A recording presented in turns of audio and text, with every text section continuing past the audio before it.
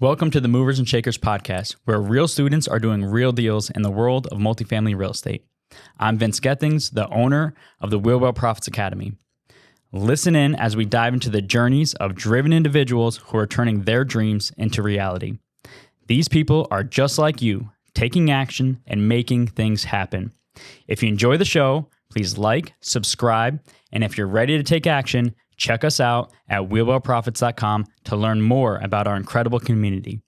Let's get started. This is Movers and Shakers, where we interview the upcoming generation of Make It Happen multifamily investors to share their story. Welcome to the Movers and Shakers podcast. My name is Gino Barbaro, co-founder of Jake and Gino, father, investor, coach, former chef, and I'm here with my brosif, Joshua Ryan Rusin. Josh, how you doing today? Gino, doing well, man. Super excited about everything we got going. We spoke at a conference yesterday. We got the upcoming Buy Right Bootcamp for some students to attend, and just making it happen, man. A lot of students are closing deals, quitting their jobs, and speaking of quitting their jobs, we got a student today who quit his job, through the community. Gino, talk to me a little bit about what's going on and what you're excited about. Well, I'm excited because I met David Dawkins about a year ago at a multifamily meetup. And I tell a lot of our students, if you're not going to multifamily meetups, you need to create a multifamily meetup. Start engaging with people. They're a lot of fun. There aren't really that many out there. I'm surprised. More meeting single families, but getting out there networking. And that's how I met David. I met David at one of these meetups. He kept going. He kept learning. He was on the cusp. And I think finally things clicked. He said multifamily is a great thing, great place. He lives in a great market. So I think from there, he just took it to the next level. Love it. Speaking of David, a little bit about him. So he spent the previous 10 years of his professional career in corporate finances and sales. He started investing in real estate 3.5 years ago and grew his portfolio of small multi and single family rentals to over $2.5 million. From there, he transitioned to real estate full-time 4 months ago, now focusing on commercial multifamily, and has since closed on a 10-unit property and has an LOI accepted on a 29-unit deal. Wow. Mr. Dawkins, welcome to the show. Well, thanks, guys. I appreciate it. And thanks for having me. I'm excited to be here.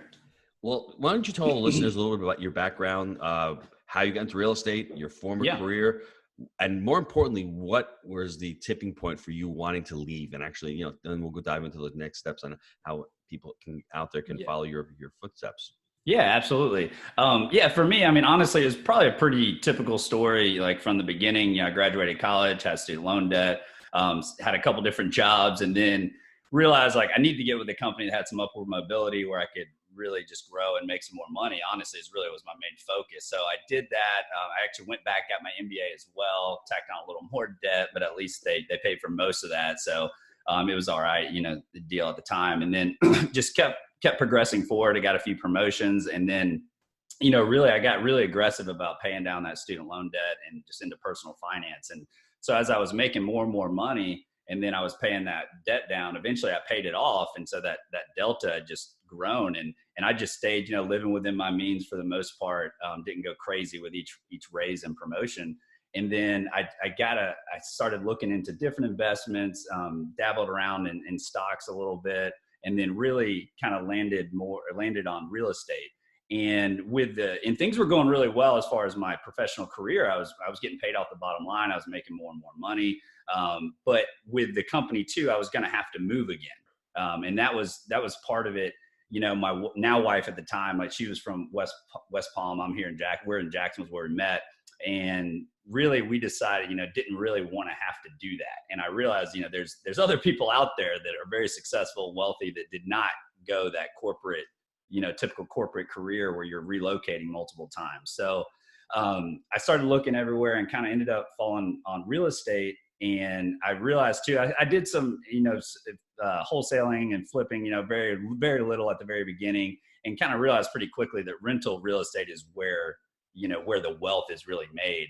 And then I knew early on, I didn't really know anything about real estate, prior, and I didn't know anything about multifamily specifically until probably I think I had 2 or 3 rentals at the time. And I remember I heard you and Jake on Bigger Pockets, and it was one of those. It was the first time, I think I'd heard one of their podcasts with Apartment Investors, but y'all were one of the first ones I heard that actually, I didn't think about individuals just buying apartments. I never, like, it was one thing for individuals to buy single family rentals, but then to buy apartments, it was just a totally another, kind of mind shift for me. Why? What was that block? I just, I didn't know what I didn't know. And then I just assumed in my mind, it was easy to, and I knew at this point, I kind of knew and met a couple other investors, just more single family. So I didn't know anyone personally and before that, I didn't realize that I just always thought it was more, companies and like REITs and funds that were buying apartment complexes. And I didn't really think about it in that space of, your mom and pop, like your small to medium sized apartments. And then it was actually when I started listening to your podcast and you mentioned that you were moving down to St. Augustine. And I'm like, man, I'm in Jacksonville. Like there's a guy right down the street from me that's actually doing this. And then, so I continued though at the time because with working a full-time job too, I wasn't at the point to leave my career at that point. And so I kept doing single family and small multi because I could do it on my own, just on the side of my normal day-to-day job. But then, I knew that long term, I was going to end up getting into multifamily for a number of reasons too, why I kind of preferred it, like the valuation method, you have a little more control, and a number of other factors too. But I knew it was kind of one of those at the time, 2 or 3 years ago, I knew single family, I was comfortable with that. And it was kind of, one in the hand, two in the bush. I was like, I can keep doing this and pick up momentum. And eventually though, it got to a point where my portfolio, it was getting large enough to where it was a lot to handle. And I felt comfortable. I was like, okay, I'm not quite there as far as covering my monthly expenses, but I'm getting really close. And I had basically a proof of concept with what I was doing. So I felt comfortable leaving. And then, but I decided when I did that, I was like, all right, I wanted to be in multifamily. So I'm going to focus on that. And I gave myself 3 months. I said, I'm going to for the next 3 months, I'm going to only look at multifamily, not any single family. And then, so I did. And then fortunately I knew that I was like, if I don't get anything after 3 months, I can always revert back to the single family, space where I'd been. But fortunately enough, I was able to get a deal under contract within a couple months and close on that property last month, and now have another one in the works. So what factors got you to go to multifamily? What other factors other than, I guess, the valuation component of it? Yeah, it was the evaluation, there's the economies of scale to it as well. And then I think, to be honest with you too, there was a little bit of it was the mortgages. Once you have so many residential mortgages and you can't get any more. So that was part of it. It was just a natural progression. But then as well, it was more the use of my time, because I will say, the commercial properties, it's not exact. Like there's more moving parts and you do spend more time, but it's not, closing on a 10 unit does not take 10 times as long as closing on a single family. Mm-hmm. So it's kind of not only the economies of scale, financially and with the properties as far as, one roof or 10 units, for example, but as well, just it's more of a better use of your time. So once you have the ability to put these deals together, why spend your time doing so many multi or single families when you could, I would rather do 3 or 4 solid multifamily deals a year as opposed to, say 20 single families. And that's really in the residential space, like that's where you really have to pick your volume up like that. It's just retail commercial, like any industry. If you're in the retail side of it, you need to have high volume. You're going to have, there's smaller transactions, you need more of them. Whereas opposed to commercial, you can achieve your same goals. Typically you can achieve your same financial goals of net worth, income, whatever they may be, but doing less deals, and just less deals is just more moving parts. But and it was too, I just I think my skill set, my, background with financials, it just kind of translated very easily to multifamily, and I enjoyed a little more too. It's a little more of a, professional. There's more of a professionalism to commercial real estate than necessarily with a single family investing. Mm-hmm. So really a number of factors is why I just, kind of continued to trend that way. So before we get into the benefits of joining Jake and Gino community and how the community helped you, I want to get into the framework. I'm going to mention a few things that you said. I want to give all the listeners a framework on how to get out of their corporate job, their rat race, and become quote unquote financially free if they want to get into multifamily. I think the first thing that everyone has to understand is what David did was he assessed his personal finances, killing the personal debt. I've said it so many times. I don't know if people have heard me say, maybe I think it too much. I think personal debt today is the new form of slavery.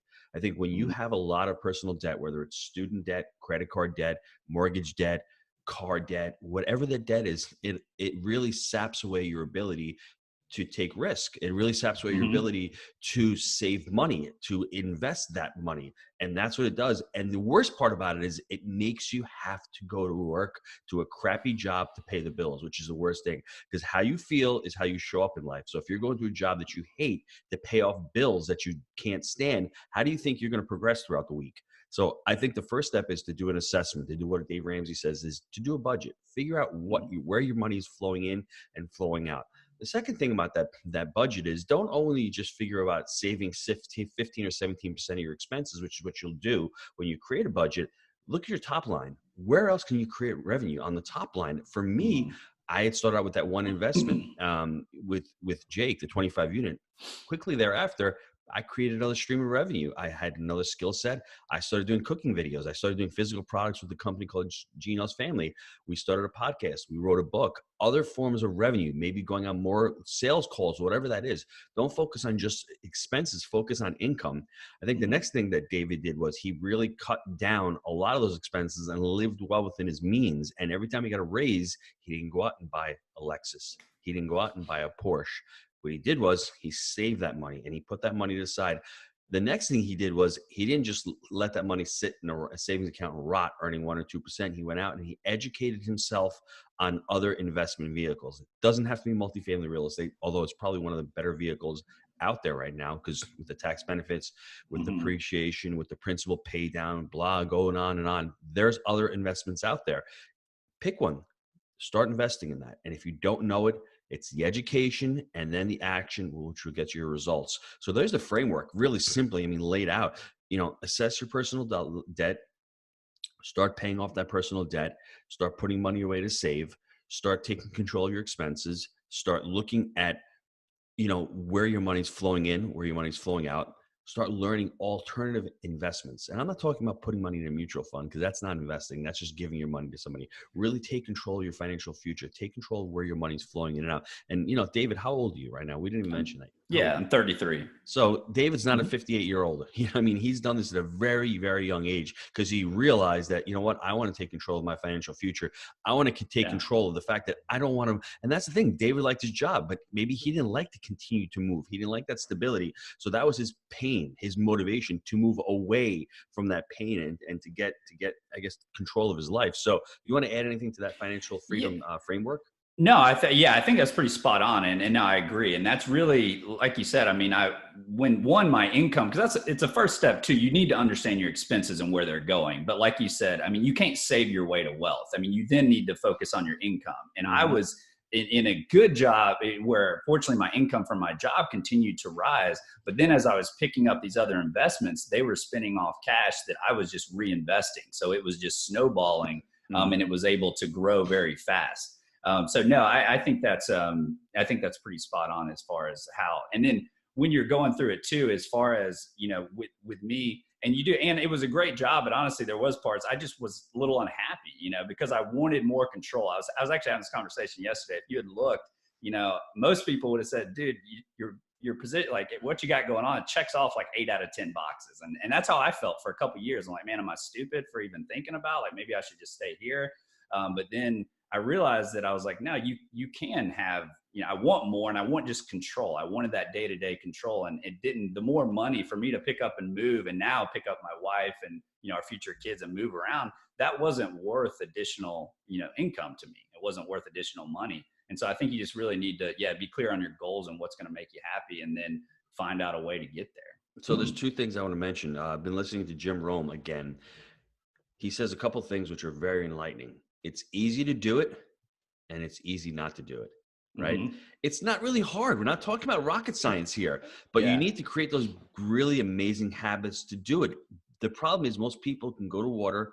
They just don't start drinking. You have to realize what's going to make you want to drink that water.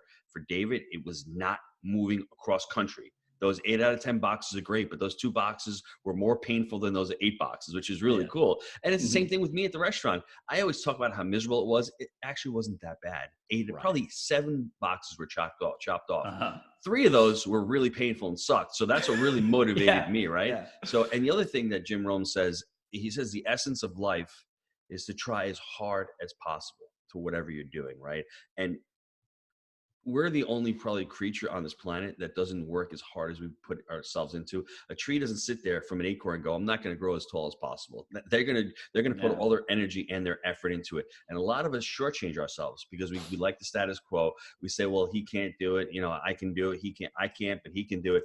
Everyone out there, David did it. He's only 33 years old. The difference between David and a lot of people out there, he got clarity on what he wanted. He had enough pain in his life. He set proper goals, and he found mentors and people around that were doing what he wanted to do. And he went out and he actually took action. That segues me into perfectly. Once you joined the Jake and Gino community, what were the things that really helped you out with the community get clear? Was it the education, the community?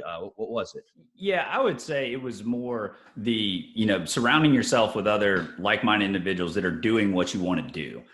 For me, I mean, the education, because I had a good general real estate education, and even for multifamily, I understood the concepts. I think from an education standpoint, the benefit you'll get is being around other active investors. There's a lot more of I'll say like a current events education. So like you can read a book and you can get concepts, but the book that was written 2 years ago isn't going to say how when rates drop or rise, how it affects prices today.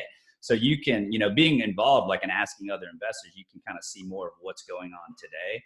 But in general, just I kind of thought about the way I translated in my mind was just that, like I was joining a trade association. So just like any other industry, they have trade associations where if you're a general contractor or a builder, like you're going to be involved in these other associations and network with the other professionals in your space. So I kind of looked at it the same way. So there's a lot of it's just motivating too, knowing because you're not alone. Like when you're in single family, there are, like you mentioned earlier, there's a lot of RIAs. There are a lot of people doing single family investment, and it's hard enough to even find the real professionals that are doing that. But then when you go to multifamily, that world gets even smaller. And so in each market, there's going to be less and less people. But now, and this is what's great about technology. I mean, we can hop on this call, you got Facebook or whatever, but you can connect with investors in Tennessee, Atlanta, and other markets and see what they're doing. And it just helps you identify more as a true multifamily investor, which then will help you, with your conversations with investors and brokers, et cetera, because you're really treating it like a profession. And that's how I kind of look at it. It's my job now. So I'm part of an association that, surrounded by other professionals going in the same direction. There's a couple other things I think that David pulled out of the academy. He's starting a podcast. That's something I think that it's difficult when you're on your own, when you're on your own island and you're saying, hey, should I start a podcast? Well, you know what? Picks up the phone, calls Josh, calls me and says, hey, what about a podcast? How do I start it? What are my next steps? When you're on an island all by yourself, it's really hard. There's no accountability piece there. That's one of the things that I found where most students, like I said, they go to the water, but they can't drink because there's no one there looking over their shoulder, putting pressure on them, holding them accountable. Hey, you know what? That water tastes good. I guarantee if you take a sip of that water, you're going to progress. I think the other thing is the networking. I mean, how much have we seen each other over the last 6 months? We've gone to meetups. I mean, my brother put a meetup on this week, Tuesday. There were 40 people there. You spoke in front of that meetup. I mean, that networking ability when you're on an island all by yourself, people take that for granted. And that's an accountability piece. You got to get ready for that meetup. You've created a meetup at meetup.com. You have one every Tuesday, last Tuesday of the month, going to that meetup, speaking in front of those people. So it's amazing the things that we don't think of. We just think of, hey, it's just some education videos, some trainings, but there's so much more to that. Could you want to speak to the networking and the accountability piece also? Yeah, absolutely. I think that, it gives you an opportunity. It's very easy to network. There's going to be events that you're going to see and get invited to. So you're not out there searching for, randomly for the next event in your town. But then on the accountability piece too, I mean, even just knowing that you're going to see some, people again, you're having these conversations, there's this kind of a natural, well, when you see them again, they're going to say, hey, what have you been up to? You don't want to say, well, I haven't done anything the last 3 months. I've been sitting at home staring, on Facebook for hours. Like there's just a little bit more of a natural, motivation. And when you see other people that are doing what you do, I think there's a natural, I don't even want to call it like competitiveness, or just there's just a natural to go like, well, if they can do it, like I can do it. I think it just helps you. It kind of, even if there's someone, which you can get involved in accountability groups and have people more directly like follow up and have more structure, hold you accountable. But just in general, knowing that you're going to, you know, see people again, you see other people being successful and doing, it kind of forces you and leads you to take action, you know, towards in the right direction where you want to go with your goals. Love that. I definitely think that the rising tide raises all ships. And I think it sums up generally in what you said there. So I like that. So David, let's jump into that deal, the 10 unit. How did you find the deal? What did you like about it? How did you close the deal? Any value adds on the deal? Yeah. So first off, this deal, it was honestly, I was lucky because it was really mismarketed. It was put on, so it was a residential agent that actually had it, and it was on the MLS, and it was originally, the way they had it priced, this was one of those things I've told people, like, if I wasn't doing this full time, I probably wouldn't have got this property, just because I would have seen it months ago and I would have said, oh, they're asking too much. I would have ran my numbers and just moved on. But instead, you know, and this is where it comes, you also pick up some tips and tactics too, you know, like Bill, obviously, you know, Bill Ham, he talks about your broker relationships, and whether it's a good deal or not, like, still talk to the broker, go tour the property. And so I reached out to her, and anyway, after a couple of conversations with the broker, it was clear she agreed with me and my valuation. She's like, no, I know they're asking way too much. And so I just said, I was like, hey, would it help you if I submitted an offer, you know, just to kind of talk some sense into the seller? And she was like, sure, I'd appreciate that. So I didn't hear anything back, and then just kept following up. And then there's probably, I'd say a month later, because I followed up a couple times, and basically I was like, hey, are they, you know, anything from the seller? And they were willing to come down some, but we were still off by, I want to say it was about $75,000. And I talked to the commercial lender at the credit union that was offering, they had this promotion, they're offering the best financing or the best terms I had seen from any regional or regional bank or credit union. And so I reran my numbers, and I pretty much put it back to her. I said, hey, here's where I can come up to. And they didn't realize, I was looking at, you know, with the debt coverage ratio, I was like, honestly, no one's going to be able to pay what you're asking. Like, at that price, unless they're paying cash or, you know, a large down payment, the numbers aren't going to work. And I don't think she realized that. I don't think the sellers realized that. So when they got that response, they basically came back and were like, hey, this guy seems serious. Like, I'm, you know, sure. Like, and so they agreed to my price. And so then the financing way, like I said, I went through a credit union. It was a local credit union here that covers the North Florida area. And then as far as the value add, the great thing about it, the property was built in 87. So it was a newer property. The roofs had actually been replaced 3 years ago. So generally it's mainly, there's some loss to lease. There's some area to bring the just rents up to market just as is. And then we have an interior renovation plan. So once, as the tenants move out, we're going to upgrade each unit, bring the rents up even higher. And there was, fortunately, exterior wise, it was a brick building too. So there was very little, but we've already done that, you know, put some new signage and trimmed some trees and done some minor, you know, exterior work. But mainly the value add is just to do the interior renovations and bring the rents up higher. So this is awesome, everybody. He used our master coach, Bill Ham, and that's another accountability piece, bouncing some ideas off. There's a couple really golden nuggets in what David just said about his deal right there. The first one is, don't be afraid to put a lowball offer in when it's not a lowball offer. Be able to educate the broker and the seller. The negotiation tactic that he uses, basically, from what I'm hearing, is, hey, people, what is it going to take for us to close this deal? We're not working against each other. Let's work together.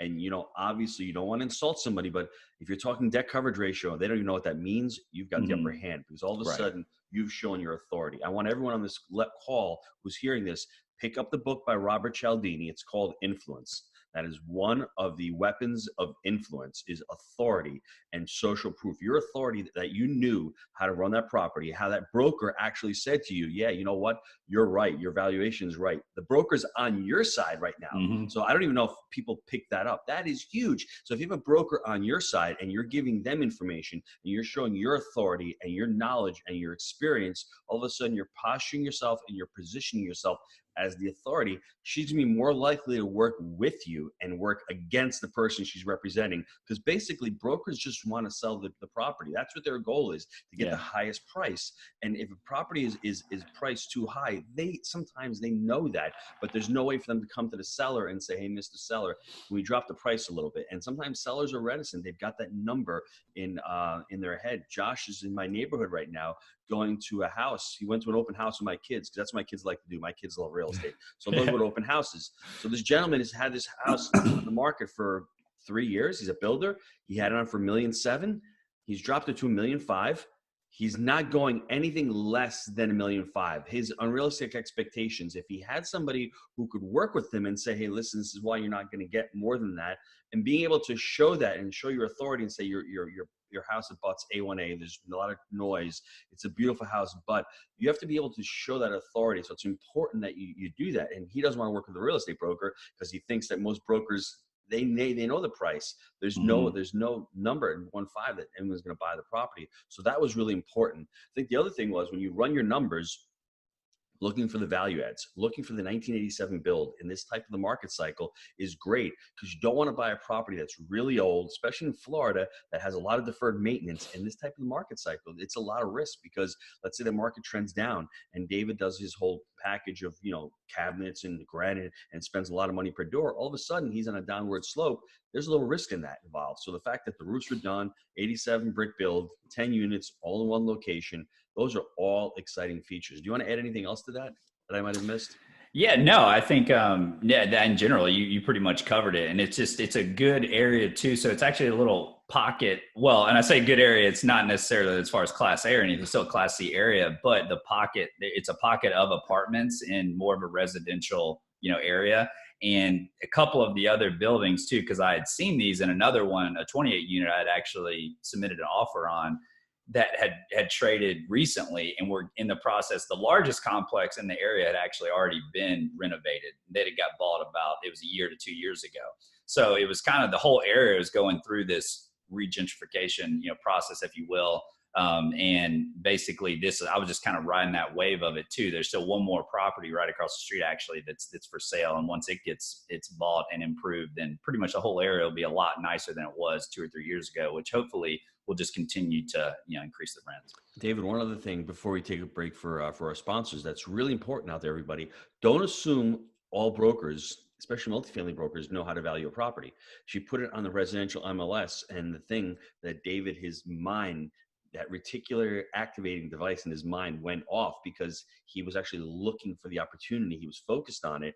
And like he said, maybe 2 months ago, working full-time at his job, he probably would not have seen this deal. But since he's focusing full-time, he's focusing his energy on one market, which is really important. The other thing is David really knows his market, which is another important thing. You can see that he can speak to the broker about the gentrification, about what the valuations are of the 28 unit. That's all important stuff that you're going to learn throughout your education working through it. So that's all really crystal clear and important stuff. Don't ever assume that brokers know valuations. Don't be afraid to show your brokers your underwriting and say, you know what, I think we're a little bit off on the numbers. What do you think? If this is a 6 cap market, why is the property being priced at a 5 cap market? They're going to go, ooh, ah. Well, that's why my number is that price, because, what can we do to get to that price point, basically? So those are all really key tips. Josh, you want to jump in? No, that was good. I think the one thing that still stood out to me is when you talked to the broker, you said, can I help you by putting in an offer? So you all of a sudden made it friendly, like, look, I'm on your side, right? And teamed up with her. That was really, really awesome. So that stood out to me a lot. I love it. Yeah. And the reason why I did that was more just for I didn't expect to close on this deal. I just, in case she had another one down the road, that was more the real reason why I did it. I didn't think they would eventually come back and agree to my price, but they did. So it worked out. I was just thinking though, but long-term, and that's where, now just same thing as I go tour properties that I don't think are going to really work out, but I just hope that I build that relationship and then the broker has another one in a few months. So. That's awesome. Let's take a quick break to hear from our sponsors. Gino, I know a lot of our listeners are wanting to take their multifamily investing business to the next level. I know that you've been hard at work helping Jake and Gino students do just that using our framework. Can you explain to the listeners how they can get our help? Guys, we've been hard at work growing our community of like-minded investors, and the results of our members has been nothing short of incredible. We're looking to grow this amazing group. What we're looking for is those who want to follow our proprietary framework that we've created. Buy right, manage right, and finance right. Leverage our connections, education, and mentorship as ways to take your business to the next level. So if you're interested in finding out more about how you can become a part of our amazing community, apply to work with us at jakeandgino.com/apply. Okay, David, got some short answer questions here for you. So what is your favorite book you've ever read and why?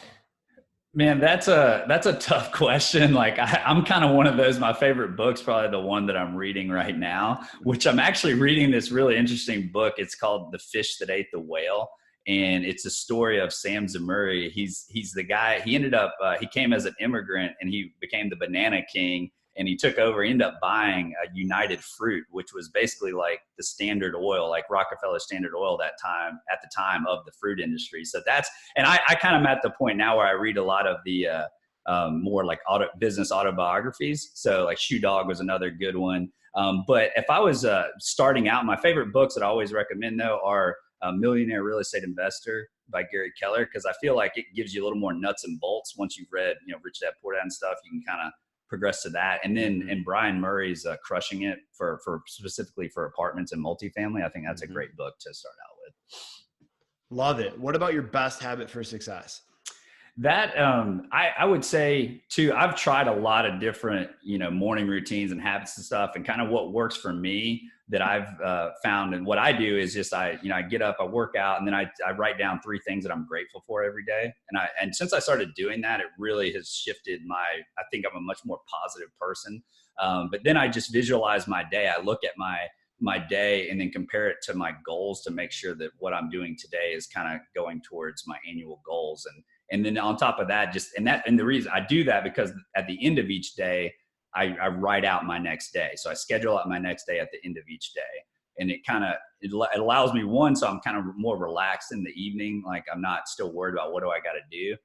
But then 2, so as I go through the day, I cross everything off. And if there is anything left over, it gets moved to the next day.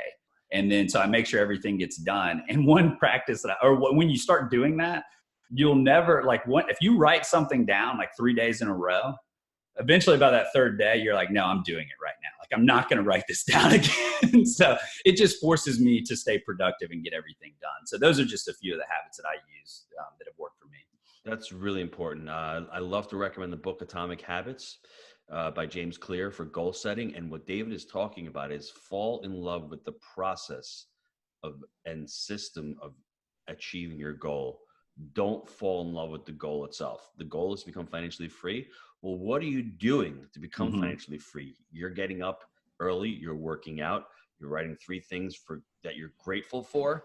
You're writing your day out. You're scheduling your day out. Those are things that are not sexy, but they're moving the needle, and you're getting stuff done. One of our students, a big shout out to Alvin, Mr. Garlitos, fall in love with your actions. Don't fall in love with your results. I can see that David loves his actions. He doesn't care if he's going to get another deal the next 6 months. All those actions that he's taking are going to result in getting a deal, hitting part of his goal. So fall in love with those mundane actions, whatever works for you. I'm not a morning person. I can't get up at 5 a.m. because I go to bed too late. Everyone says, get up in the morning. If that's not for you, find out what works for you. Find out what your comfort zone is. Find out what's going to push you to take it to the next level, and fall in love with those actions, just the daily actions you take. And ultimately those actions are going to lead to your results. Yeah, I agree. Love that. Gino, there's been a lot of golden nuggets on this episode. Why don't you share some with the listeners? Josh, I want you to go first. All right. So the power of surrounding yourself with the like-minded individuals. What I've learned is when you're doing that, it becomes easier, right? When they're doing what you're doing rather than working against you, saying, why are you doing this? You're crazy. Real estate's risky. That was a really big one for me. And then also the power of creating a network and marketing yourself. So a podcast, a meetup, joining a community of like-minded individuals. Gino, what ones do you have to add to that? Well, we didn't even mention David, part of his success in getting out was doing cost segregation studies on his properties, being able to say, hey, Gino, I never thought of that. Do you have somebody?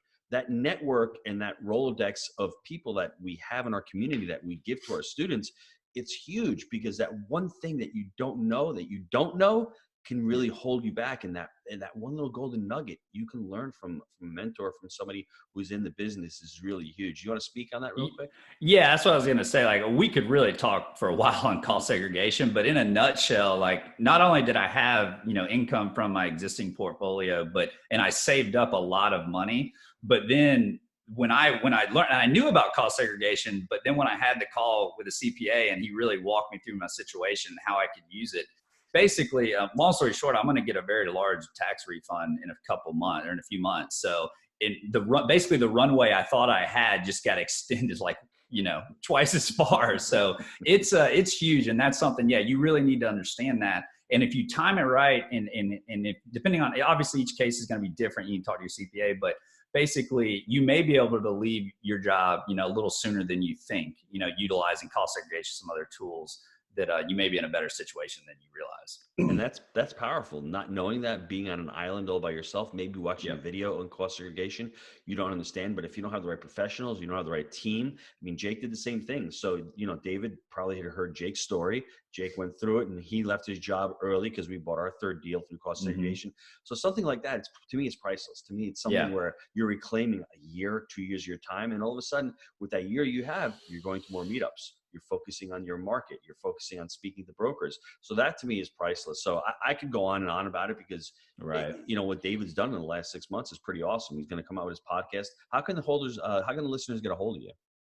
Yeah. So if they want to reach out directly to me, they can just email me at david@sevenbridgesrei.com. And that's just spelled out. So SEVEN bridgesrei.com. And then you can also, the podcast, which we just launched, a couple of weeks ago. And actually your interview just came out today. So did it really? We'll have to send that out, but you can look that up. It's The Professional Investor. So you can look that up on your iTunes or Spotify. Was that a long podcast? Because I remember we're speaking for a while and we went into depth. So for all the listeners out there, honestly, for the first or second episode, David did an amazing job with the interview. It was great, really polished. So I think everyone should go out and check his podcast out because it was a really great format. I loved it. Yeah, no, I appreciate that. And it did. I think that was the longest interview we've had yet, but it was great. We covered so many topics. And like we said then, we really could have kept going for hours, and we'll have to have you back and cover those topics. Well, that's the thing, right? Now that you love what you're doing, your sole purpose is found. You can talk about what you love, and that's how people can understand. Right. If you love what you're doing, it's not work. It's just like you're just sharing knowledge, sharing information, sharing stories, and trying to inspire others to do what you love to do, correct? No, 100%. And that's one thing I've realized too, as I'm having conversations just with friends that are asking more like, well, what does your day look like now? And I kind of explain to them, or when I'm talking to potential investors too, they can just tell. They're like, man, you really like this, don't you? And I'm like, I do. And then they're like, man, you spend a lot of time on this. And I just explained, the books and everything, the resources that I dive into. But to your point, I enjoy that. So it doesn't, really feel like work to me. I treat it as professionally, but at the same time, it's, I enjoy it. So that's awesome. I could talk about it all day. Love it. Well, David, I want to thank you for being an amazing guest on the show and sharing your movers and shakers story. Now, guys, if you want to be the next movers and shakers guest, email me, josh@jakeandgino.com. And if you like the show, please leave us a review. And until next time, let's make it a movers and shakers week. See ya, everybody. Thanks, David. Awesome. Thanks, guys. Appreciate it.